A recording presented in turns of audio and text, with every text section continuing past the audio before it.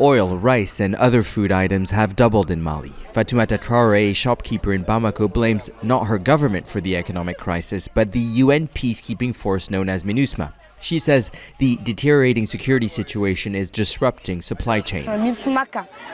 UN soldiers are not prepared to die for us, so we want them out of the country as soon as possible. The Germans announced they would leave, but they are still here. We want them out. We want MINUSMA out. The German contingent announced an early departure after Mali's military government hired mercenaries from Russia's Wagner group. Despite the Russian fighters, armed groups are gaining ground. They are currently laying siege to the eastern city of Menaka. Those displaced want UN troops to stay. We don't want MINUSMA to leave. They are the ones actually protecting the population. Those who have stayed behind in our village will never accept the UN peacekeepers leaving. If the Malian authorities want them to go, then they need to provide us with security. The head of the UN mission has told Al Jazeera that operations are already overstretched.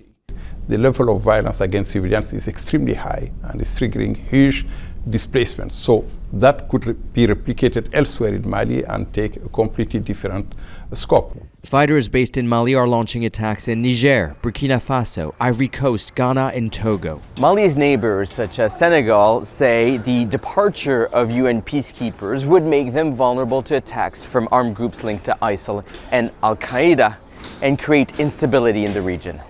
But in Mali, opinions about the mission's future are divided, with almost 5 million people in need of urgent humanitarian assistance, soaring food prices, and an increase in violence.